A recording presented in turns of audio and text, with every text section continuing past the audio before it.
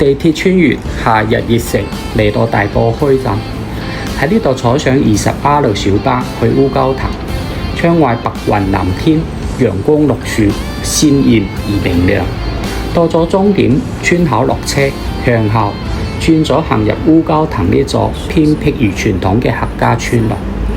郊野坦蕩嘅風吹起我嘅長髮，亦吹起咗我心中起程嘅快樂。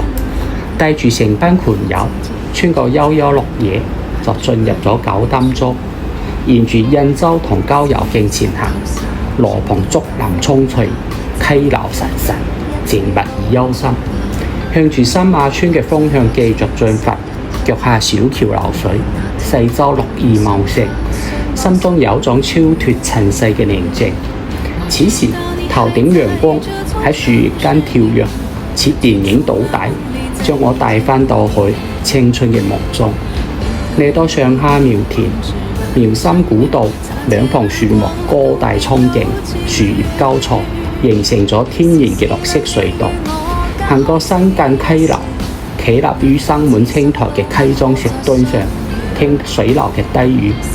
我哋似雀鳥展開雙翼喺林中飛過，留下一串串歡聲笑語。8萬年前嘅粉沙岩，至今依然顯出少女般嘅飛航。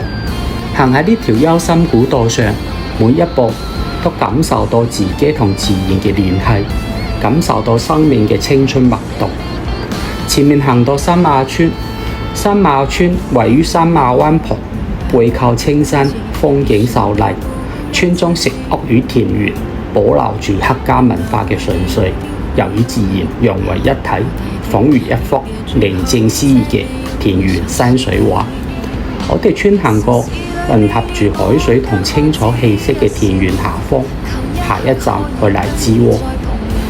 行過呢條連接兩條村莊嘅古道，300年前村人來往穿梭忙碌嘅身影喺我身邊閃過，感受到客家人嗰種勤力與堅韌，生生不息，代代相傳。首先嚟到荔枝窩觀景台，呢度可以見到開闊嘅海灣，顯示荔枝窩位置絕佳。行過呢個標誌木牌，就行入咗呢座新界東北最古老嘅客家村落。村前廣場有座天后廟，見證住村落嘅興衰。廣場右手邊行過村莊小徑，行出呢座牌坊就嚟到海旁。沿住荔枝窩海岸線漫步經過碼頭，海風輕拂，輕鬆寫意。但前面去鎖羅盆就要翻越一座小山，落山嚟到海旁，左手邊行入鎖羅盆。呢度密立吞沒天光，腳下石板路佈滿青苔，而盛傳嘅猛鬼傳說使氣氛更顯陰森。村中石屋穩第，人去樓空，野草於屋頂、屋間瘋長，唯有門前紅色揮春，顯出曾經嘅生活氣息。繳實藥，繳實咗房屋，定繳實唔到嗰啲溫情嘅往事。下一站去楊樹坳，再翻過一座小山就嚟到又一座歷史風村。呢度村如其名，已完全成為咗大楊樹嘅領地。楊樹枝葉繁茂，盤根錯節，彷彿為呢片土地注入咗新嘅生命。往鹿景方向，沿住海岸望住對岸沙頭角邊鎮，行過一條山莊小徑就嚟到谷埔。呢度有間士多可做補給。往防坑方向繼續前進，紅樹林灘途中有寄居蟹正艱難籌過命運嘅潮水，而我經過故鄉嘅相思樹，嗰啲遠去嘅童年喺心中泛起安神。